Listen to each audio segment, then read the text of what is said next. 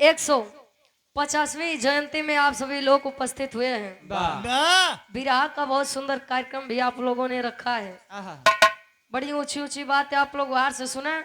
हमारी तरफ से ज्यादा 20 से 25 मिनट के एक छोटा सा विराह जो ने उपलक्ष्य में आए बाटी। हाँ नहीं तो होए उन सुनाई नहीं या बरसात में हो भाई क्या करें। हाँ वैसे तो भैया सब कुछ बता दिए हैं, जो बचा खुचा हम बता देते हैं। भैया चाय पिया जाए। अब गुरु जी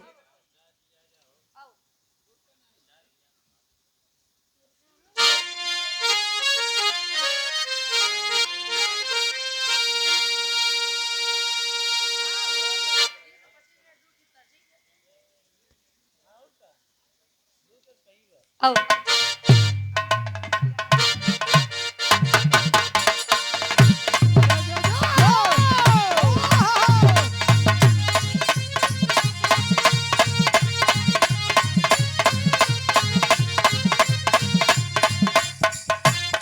क्या बात है?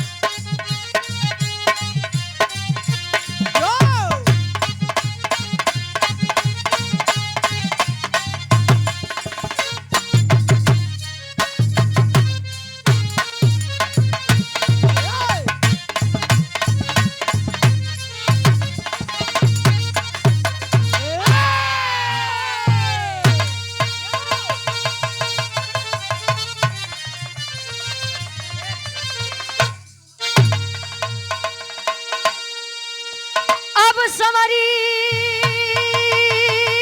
यार राम रे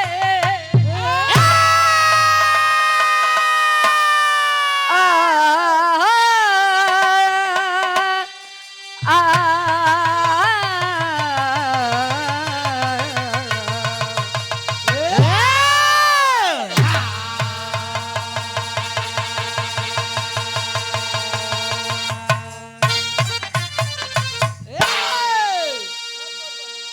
चार लाइन कवि जी भूमिका के बारे में भाव देते हैं। आप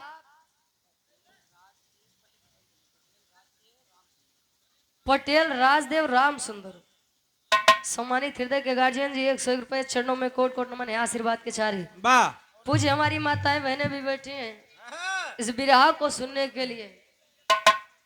अच्छा इनकर लोग के बात ज्यादा देखा, हमें अपने गांव के बात बताते हैं।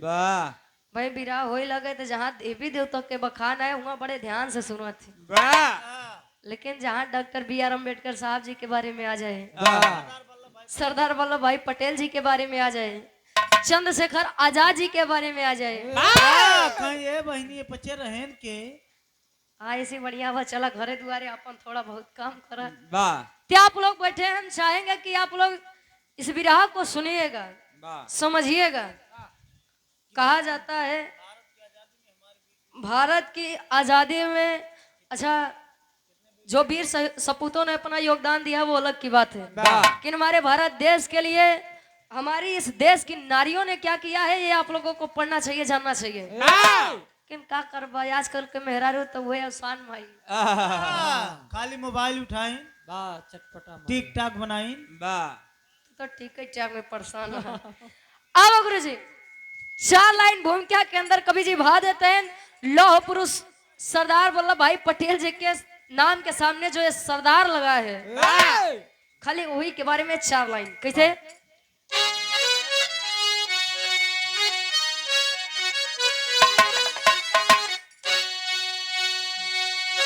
सरदार दुनिया में नाम अमर दमदार कहते सब सरदार को, सरदार बिन रो रही मेदनी याद सब करते हैं जबकि सरदार को। सरदार जन्मे है नाडियाड में गुजरात में जाने सब सरदार को।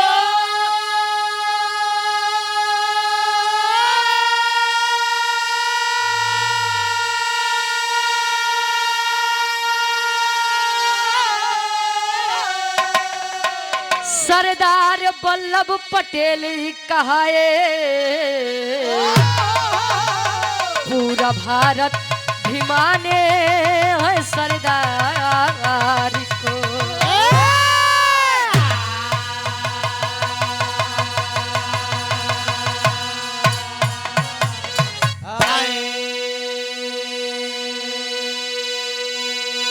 सरदार वल्लभ पटेल कहा है पूरा भारत भी माना है सरदार को।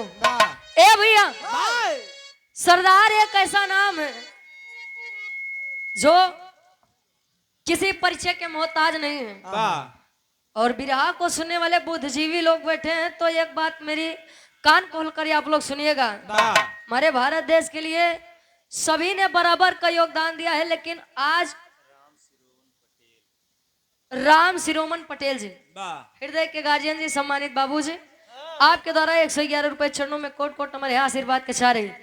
डंडा वाले। अगर भारत देश में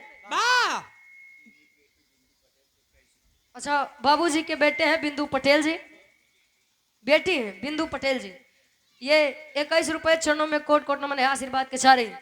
भारत देश हमारा 15 अगस्त 1947 को आजाद हुआ था। संविधान को बनाने में 2 वर्ष 11 माह 18 दिन लगा था। अगर भारत देश को आजाद कराने वाला भी यह सोच लेता कि मैं सिर्फ अपने जाति और बिरादरी वालों को संविधान में अधिकार दिलवाऊंगा, तो शायद आज इस भारत देश में समानता न होती।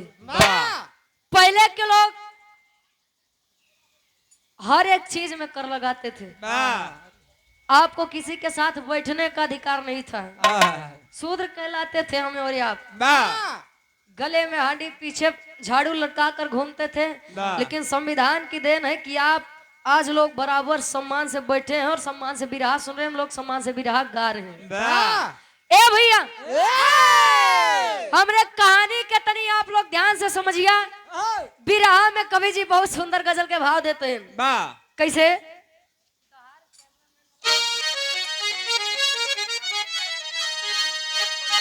हेलो, क्या बात? बीच में समाजवादी पार्टी के क्रांतिकारी नेता राकेश पटेल जी आए हैं। आपका हार्दिक स्वागत है, अभिनंदन है।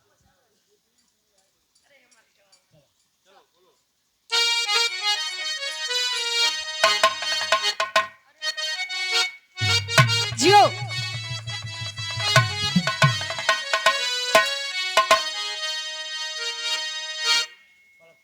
नायक कहे नायिका से का कहे। अच्छा, पुरान चीज में बड़ा दम होता। जैसे पुरान चाउर, पुरान गुड़, पुरान दारू, पुरान मेहरारू। अच्छा, पुरान मेहरारू माने जैसे तार काकी माई में। अच्छा, सही कहा था। जवन संस्कार जवन सभ्यता ई काकी माई लोग के अंदर मिल जाए, आज के जनरेशन वाली के अंदर न मिले। ये सूट पहने वाली हैं। अच्छा, पहले के लोग कम पढ़ा लिखा रहे, लेकिन अपने से बड़े के प्रति, अपने से छोटे के प्रति प्रेम भाव, सम्मान, इज्जत दोनों था। आज के लोग जितने पढ़ते हैं, सम्मान के स्तर उतने कम हो चला जाता है, संस्कार उतना कम होता जा रहा है। लड़का कहे लड़की से कैसे?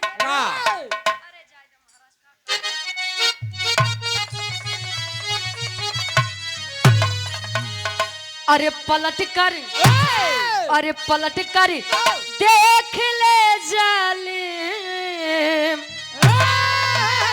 अरे पलट कर देख ले जालिम, तमन्ना हम भी रखते हैं। पलट कर देख ले जालिम,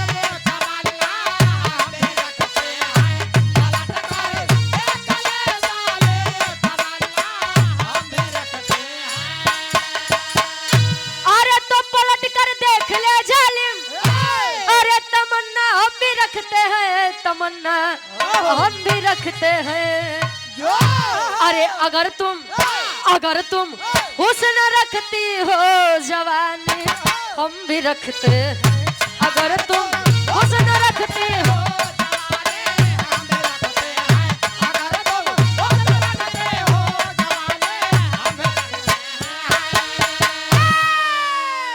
लेकिन कहा जाता है इतिहास सदैव बगावत करने वालों का गाया जाता है।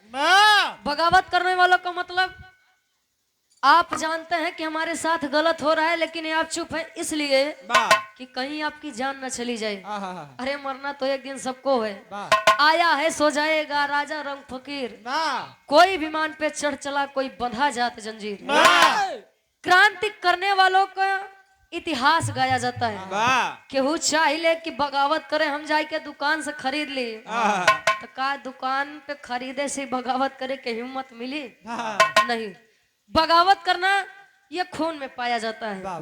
कभी कभाव है। एक लाइन उन वीरों के बारे में कैसे,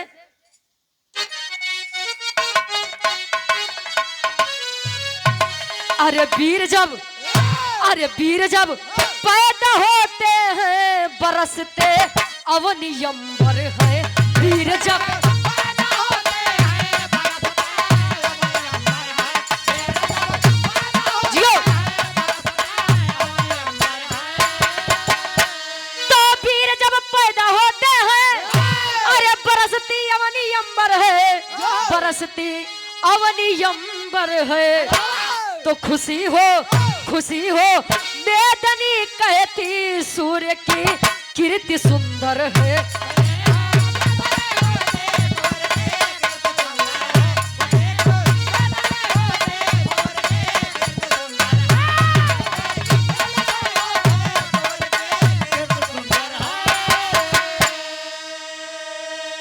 और आप सम्मानित हृदय के गार्जियन जी, जो कि परिचय के मोहताज नहीं, आप राकेश पटेल जी, राष्ट्रीय सचिव समाजवादी पार्टी छात्र सभा विधानसभा मुगराबाद सोहापुर। ये गार्जियन जी के द्वारा 2000 रुपए का सहयोग हुआ है पूरी कमेटी को। चरणों में कोट कोट नमन है, आशीर्वाद के चारे। कहे वीर जब पैदा होते हैं, अरे बरसती अवनी अंबर है। वीर जब पैदा होते हैं तब पहले के लोग, भाई एक बात आप लोग सुना कि अपने बात पे टिकाई के चाहिए। जो पानीदार मर्द होते हैं उन अपने बात पे टिकत है। पहले के लोग कहे रघुकुल रीति सदा चली आई, मेहरारू पर जुलूम ढाई। यार तुम्हार तो बात ही अलग बा। कहे रघुकुल रीति सदा चली आई, अरे प्राण जाई पर वचन न जाई। बात खातिर अपन जान दे दे, लेकिन बात पीछे नहीं हटत रहे। लेकिन आज के जनरेशन वाले सुवेरे का कहता संझा का हो जात बा, कुछ तो पता नहीं चलत बा। हमरे बिरहा के कहानी के शुरुआत यहीं से बा। कैसे गुरुजी?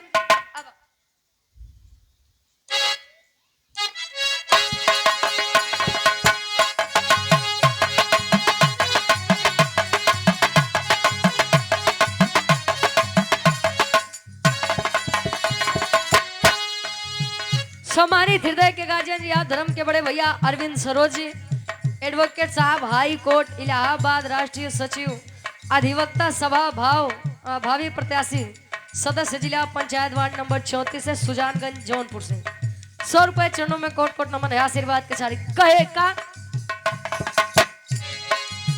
31 अक्टूबर 1875 की बात सही, जन्मे नाडियाड शहर गुजरात सही।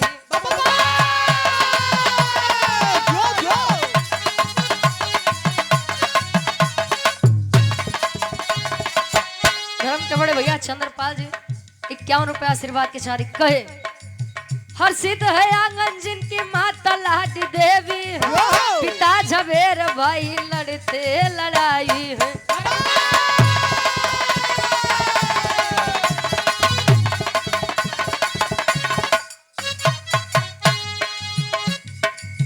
पढ़ लिख कर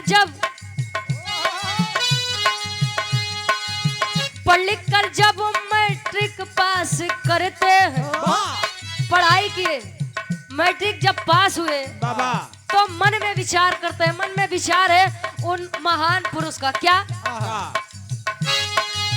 पढ़ लिख कर जब देखो मैट्रिक पास करते हैं, राजनीति संघ वकालत खास करते हैं।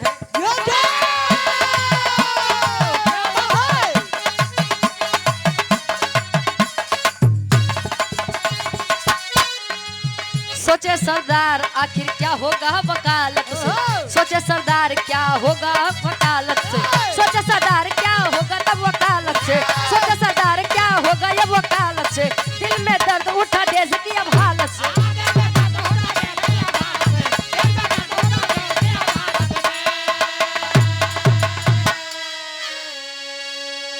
हृदय के गार्जियन जी सम्मानित नितिन यादव भैया जी जो सफाई से चलकर आए हुए हैं। गार्जियन जी आप जिला प्रवक्ता युवजन सभा जौनपुर, जिला पंचायत सदस्य प्रत्याशी वार्ड संख्या 41 मछली शहर से सफाई से आप चलकर आए हुए हैं। 500 रुपए और 1100 रुपए का सहयोग हुआ है पूरी कमेटी के द्वारा। आशीर्वाद के चाह रही कि हम बच्चे अपनी कला में कामयाब रहे। ए भैया कहानी की आप लोग ध्यान दिया, 31 अक्टूबर 1875 में नाडियाड गुजरात में माता लाड देवी और पिता झवेर भाई जी के घर में एक संतान हुआ जिन्हें लोग सरदार पटेल के नाम से जानते हैं। ए भैया सरदार पटेल बचपन से ही बड़े दृढ़ संकल्प के थे। धीरे धीरे समय बीता, जब मैट्रिक की परीक्षा को पास किए, 16 वर्ष के जब हुए तो पहले के समय में लोग बड़े कम उम्र में लड़कन के शादी करवा देते। भैया बाल विवाह ज्यादा चलत रहा पहले। शादी हुई, पत्नी का नाम झवेरवा देवी, 2 बच्चे जन्म लिए। जब मैट्रिक पास किए तो सरदार पटेल इस भारत के दशा को देखकर बड़े व्याकुल हुए। और जब व्याकुल हुए तो उन्होंने अपने मन में सोचा कि मैं अपने भारत देश के लिए कुछ करना चाहता हूँ। मैं अपने भारत देश के लिए अपनी सांस की एक एक आखिरी सांस तक अपने भारत देश के लिए कुछ ना कुछ करूंगा। 1891 में शादी हुई और वकालत पढ़ने के लिए आप लोगों ने भी बड़ी बढ़िया बात सुनी। घटना एक हुई है तो कलाकार भी गाएगा एक ही। समझने का और समझाने का अपना अपना एक तरीका होता है, अपना अपना एक तजुर्बा होता है। हमरे बिरहा में बहुत सुंदर गीत के भाव बा, कोनो लड़का कोनो लड़की के तारीफ करे कैसे। धर्म के बड़े भैया ललन यादव जी 100 रुपए आशीर्वाद के सारी। अब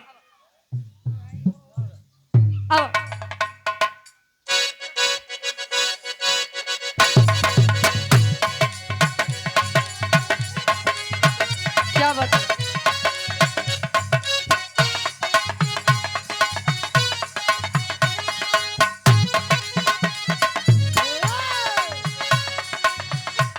लड़का लड़की के तारीफ करे।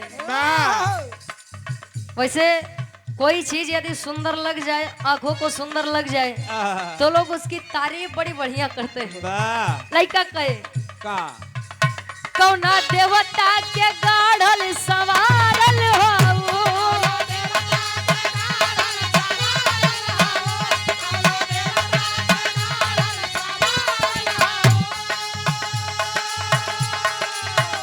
हमरा खातिर जमी पे उतारल हो।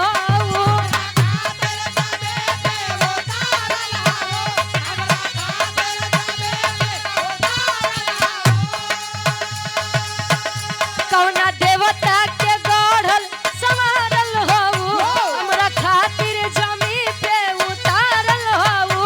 तोहर अखिया बकैले दीवाना, ये जाना बड़ू अनमोल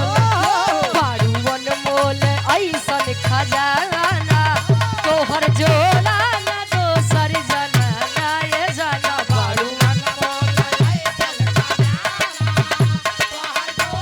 जियो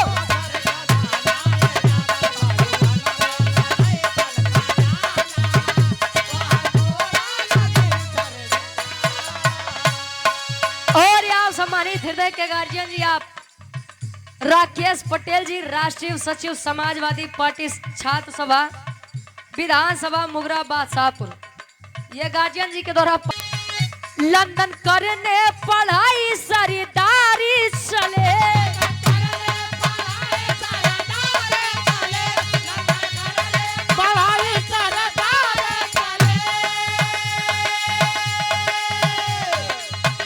हिंद का बन सिपाही वफादारी चले।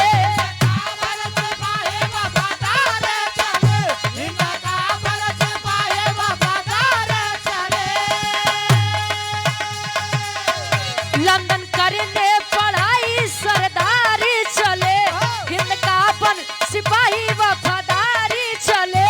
कैले बैरिस्टर के जम के पढ़ाई, ये बाबू लौके भारत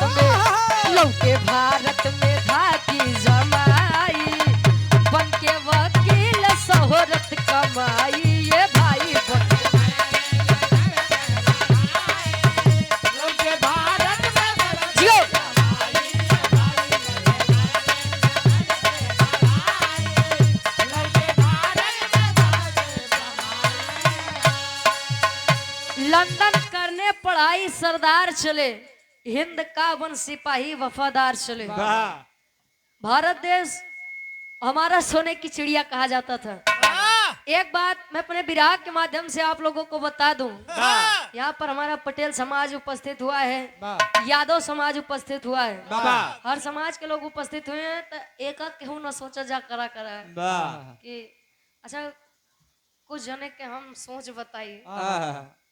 अहिर बिरादरी में वाह खास तौर से हर बिरादरी वो लोग सोचते हैं वाह तो जान ले हमसे बड़ केहू नहीं है, ये लोग भी शूद्र में ही आते हैं।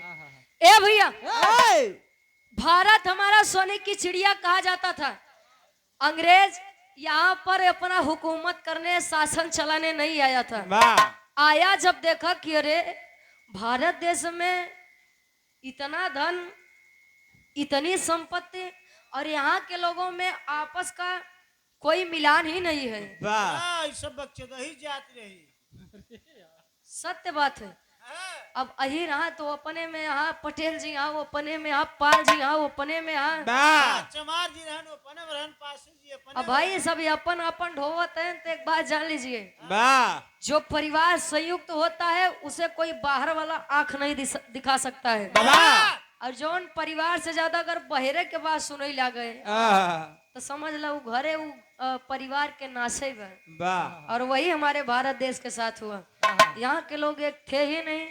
भारत सरकार जब देखा कि ऐसा कर रहा है, वाह अंग्रेज अपना शासन और सत्ता यहाँ पर जमाया। वाह बैरिस्टर बन के जब लंदन से पढ़ाई करके सरदार वल्लभ भाई पटेल जी लौटे, वाह भारत देश को एकत्रित करने के लिए उन्होंने किया, वाह अपना बहुत ही बड़ा योगदान दिया। और कौन योगदान दिया? तेरी के भाव में कवि जी लिखते हैं कैसे?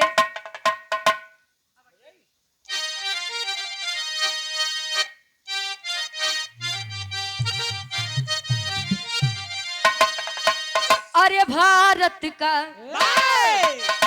गुल हजारा चल दिया, अरे भारत का गुल हजारा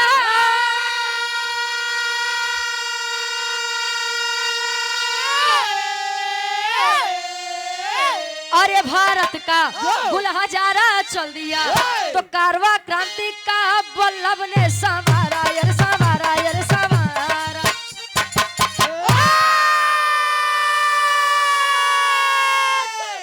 भारत का गुल हजारा चल दिया, कारवा क्रांति का वल्लभ ने है संवारा।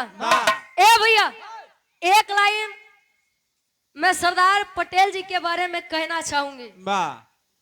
कोई चोर हो, कोई ईमानदार हो, ध्यान देंगे इस बात को और समझेंगे लोग।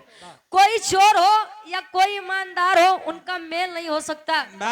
जिन पर कृपा हो प्रकृति का वो अकेल नहीं हो सकता।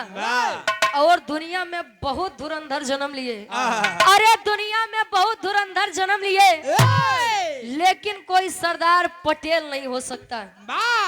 इन्हें लोग लौह पुरुष के नाम से जानते हैं और लौह पुरुष की उपाधि भी पाए हैं और सरदार की भी उपाधि पाए हैं। ए भैया, गांधी जी को लौह पुरुष सरदार वल्लभ भाई पटेल जी बहुत मानते थे, दिल से मानते थे। और लेकिन घात गार्जियन जी बताओ, जाने दीजिए, कैमरा लगा है। ए भैया, लौह पुरुष की उपाधि उन्हें इसलिए दिए गए क्योंकि वो अपने दृढ़ संकल्प के कारण जाने जाते थे, अपने अटल विश्वास और अटल कार्य के लिए जाने जाते हैं। लोग यह भी बताते हैं कि जब सरदार पटेल जी छोटे थे, उनके आंख के पास एक छोटा सा फोड़ा हुआ था और फोड़ा धीरे धीरे बढ़ता गया। जब कोई उपचार नहीं मिला तब सरदार पटेल जी लोहे की रॉड लेकर गर्म करके अपने फोड़े का इलाज खुद ही किए थे। लोग बताते हैं, तब से लोग उन्हें लौह पुरुष के नाम से जानते हैं। और अपने दृढ़ संकल्प के लिए भी लौह पुरुष सरदार वल्लभ भाई पटेल जी को जाना चाहता है। हमरे बिरहा के आखिरी गीत लगत बा खाटी इलाहाबादी तर्जबा कैसे?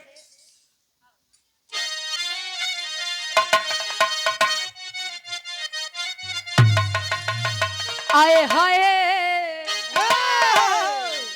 बिरहा सम्राट स्वर्गीय दादा प्राम आधार यादव गुरु जी गावत रहे। झूसी नरेश गुरु जी गायन आ समझ ला भोजपुरी वाले कल ले जाए कि अपने में ढाल देन बड़ा ट्रेंडिंग में गीत चला रहा गाँव में गुरुजी कैसे अरे राम झकोरा मारे झुलनी अरे झकोरा मारे झुलनी कहे साड़ी लहराए हो झकोरा मारे झुलनी साड़ी लहराए हो झकोरा मारे। विराह सम्राट स्वर्गीय गुरु हैदर अली गुरुजी गावत रहे का अरे घुसुरी गवा बरधा गा सार बरधा अरे घुसुरी गवा बरधा कहे सरी ये मझारी घुसुरी गवा बरधा पहले के मेहरारू बड़ी पतिव्रता रही कहे तिरिया चरित्र दैवो न जाना मेहरारू के चरित्र तो भगवानो नहीं समझ पाए आप लोग तो बहरहाल इंसान है एक बात जान लीजिए संसार का सबसे अमीर व्यक्ति और धनी व्यक्ति कौन है जानते हैं आज के समय में आज के समय में जो हम सफर जीवन साथी अगर ईमानदार वफादार पा जाए समझ लीजिए जीवन में और दुनिया में उससे बड़ा धनी व्यक्ति कोई नहीं है नहीं तो देखा था आज के समय में बियाह होने के बाद 40-45 साल की उम्र बा प्रेमिक चक्कर में पतिन परमेश्वर का परमेश्वर लगे भेज देते हैं ए भैया आप लोग बड़ा खुद किस्मत वाला रहे कि आप लोग के बात काकी दाई लोग सुनत रहे नहीं तो आज के समय में मेहरारू एक बार आँखी दिखाई दे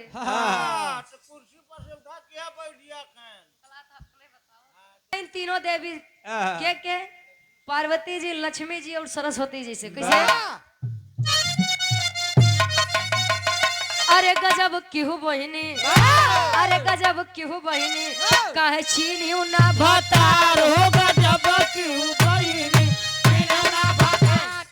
अरे हमार मुड़ी कटली अरे हमार मुड़ी कटली तमोर बूढ़ा माई हमार मुड़ी कटली तोर बूढ़ा माई घुमा के गोरी मरलू दादा राम कलाश यादव जी एक बात कहत रहे कहे तेरी मेरी आंख लड़ी लोगों ने बदनाम किया कहे दुनिया के बक्का ही दिया हम तू अपन काम किया केहू केहू कहेला उमरिया के दोस्त बा कहीं के गए सूरदासी सब नजरिए के दोस्त बा किसी भी चीज को यदि देख के मन में लालच आता है तो वो आँख के देने और जब नहीं मिलत तो रोवत है के आँखी वो गुरुजी गावे अरे घुमा के गोरी मरलू आई नया ना वैसे बान हो घुमा के गोरी मरलू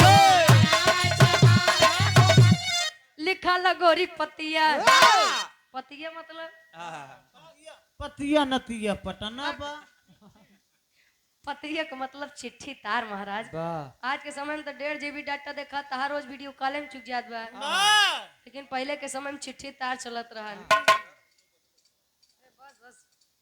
और आप समय परदेश हो लिखा गोरी पतिया गार्जियन जी आप रमेश हाँ अब कवि जी भाव में लिखत है सरदार वल्लभ भाई पटेल जी के लिए एक लाइन कैसे अरे लौह पुरुष बनले अरे लौह पुरुष बनले वल्लभ प्रयास से लौह पुरुष बनले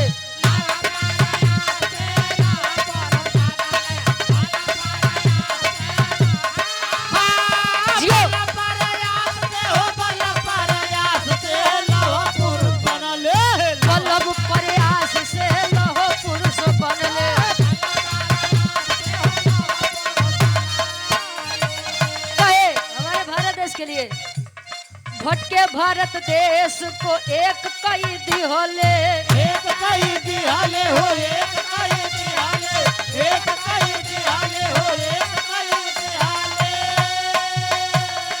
बिना खून बहाए सबके एक कैदी होले एक बहाए सबके एक कैदी हाले बिना खून बहाए सबके एक कैदी हाले अरे 562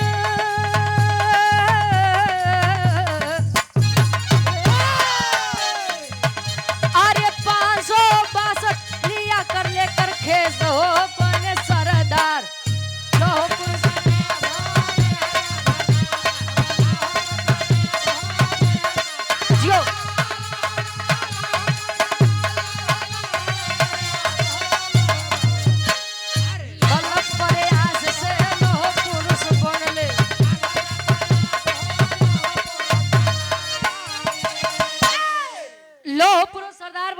पटेल बिना खून बहाए 562 रियासतों को हमारे भारत देश में मिलाने का, एकजुट करने का काम किए थे।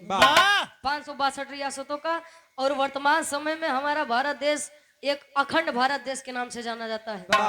बिना खून बहाए लौह पुरुष सरदार वल्लभ भाई पटेल जी ने ये कर दिखाया था। ए भैया, अभी आप लोगों ने सुना कि कर के लिए जब उन्होंने आंदोलन किया था तो गांधी जी के साथ मिल करके खेड़ा आंदोलन किया था। और वहां पर उन्होंने एक नारा दिया था और उनका ये बड़ा प्रसिद्ध नारा है कि कर मत दो। भैया, लौह पुरुष सरदार वल्लभ भाई की ये देन है कि हम लोग अखंड भारत में शामिल हैं, अखंड भारत में अमन चैन से बढ़िया से रहते हैं। अब एक प्रमाण या वल्लभ भाई पटेल जी के बारे में हम ये उड़ दे आखिरी भाव आह्लाद के भाव में कवि जी प्रमाण देते हैं। कैसे?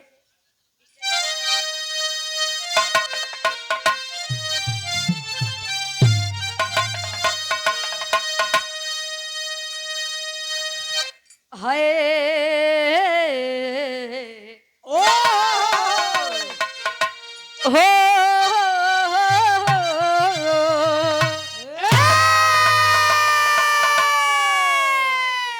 अरे दुनिया के सबसे बड़ी मूर्ति बनल हो बाटे,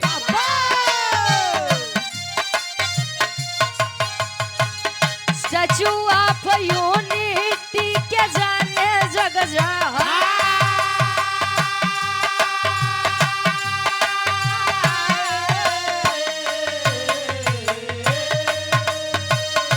गुजरात नर्मदा नदी के किनारवा पंचो,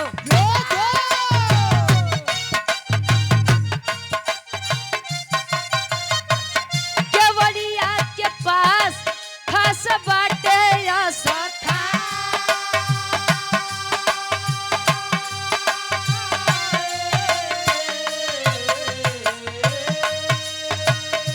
एक 182 मीटर जेकर बा ऊंचाई बाबू,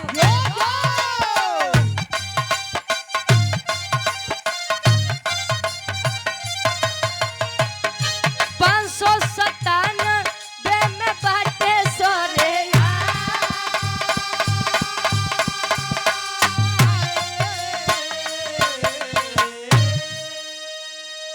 इंदल पटेल हृदय के गार्जियन जी 51 रुपया।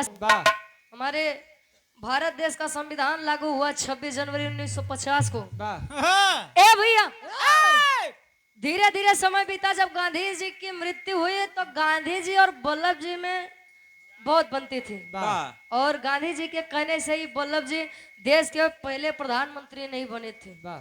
अपने बात पर उन्होंने अपनी बात पर खरे उतरे थे। धीरे धीरे समय बीता और गांधी जी के देहांत के बाद धीरे धीरे वल्लभ जी का भी बीमारी के कारण शारीरिक स्तर बिगड़ने लगा। एक बार दिल का दौरा पड़ा, कुछ नहीं हुआ। हमारे महान गार्जियन जी को दोबारा जब दिल का दौरा पड़ा तो 15 दिसंबर सन 1950 में गार्जियन जी ने मुंबई में आखिरी सांसें ली थी। और नर्मदा नदी के किनारे गुजरात में सबसे बड़ी मूर्ति, विश्व की सबसे बड़ी मूर्ति स्टैच्यू ऑफ यूनिटी, जो कि सरदार वल्लभ भाई पटेल जी की बनी हुई है। शायद ही उतनी बड़ी मूर्ति हमारे किसी भी नेता की, किसी भी वीर सपूत की बनी हो। सबसे बड़ी, विश्व की सबसे बड़ी मूर्ति है स्टैच्यू ऑफ यूनिटी, गुजरात में नर्मदा नदी के किनारे स्थित है। आखिरी में खानदान के पचेबा और अपने गीत के माध्यम से एक बार पुनः इस महान आत्मा को भावभीनी श्रद्धांजलि अर्पित करती हूँ। आखिरी भाव खड़ी के भाव में।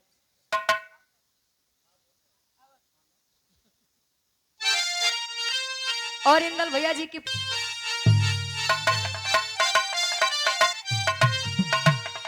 अरे एक भारत का नारा अरे लगाए वल्लभ जी, अरे तो एक भारत का नारा लगाए वल्लभ जी, तो खंड खंड से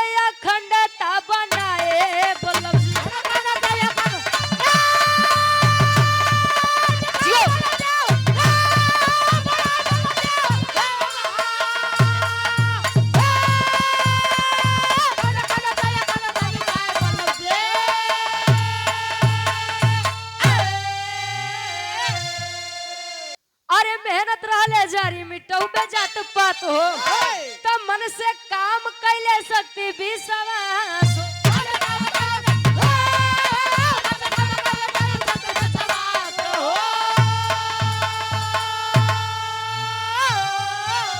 अरे अंधी दुनिया के आईना दिखाए बल्लभ जी, अरे अंधी दुनिया के आईना दिखाए बल्लभ जी, तो खंड खंड से अखंडता बनाए बल्लभ जी।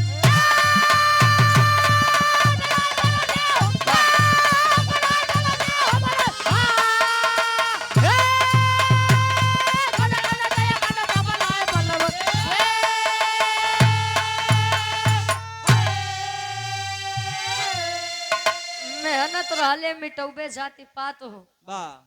समाज हमारा एक ऐसे गर्त में डूबा जा रहा है, सब चीज जानने के बाद भी, समझने के बाद भी, अगर हम और ये आप गलती करते हैं तो एक उंगली अगर दूसरे की तरफ है आप करेंगे तो 3 उंगली हमारे तरफ भी इशारा करती है कि पहले अपने आप को देखिए। समझ लीजिए ये नीम का पेड़ है, छोटा सा उदाहरण, ये नीम का पेड़ है। अगर कोई आके कह रहा है नहीं भाई ये नीम का नहीं, ये आम का पेड़ है, आपको आंखों से दिख रहा है नहीं भाई ये नीम ही का पेड़ है, लेकिन अगर तू माना था कि नहीं ये सही कहा तेने, बुद्धिजीवी है, जानकार है, तो उसमें गलती उनकी है या हम में है? पहले हमारा समाज सुधारी है, उसके बाद सत्य और असत्य तर्क वितर्क करना आप लोग भी समझ जाएंगे। आखिरी में खानदान के परिचय सम्मानित गुरु गणेश, गुरु रामलाल गुड़कारी।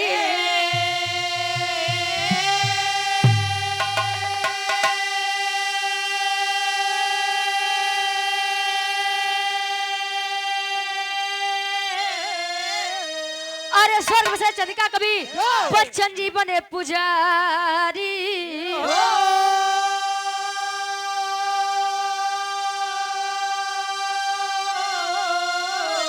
अरे भारत का गुल हजारा चल दिया, गावे रुचि यादव वंदे मातरम का नारा।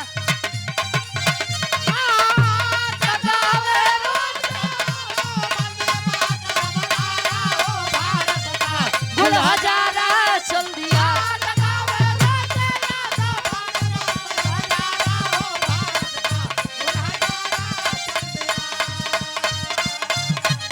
कहे मेरे देश की धरती से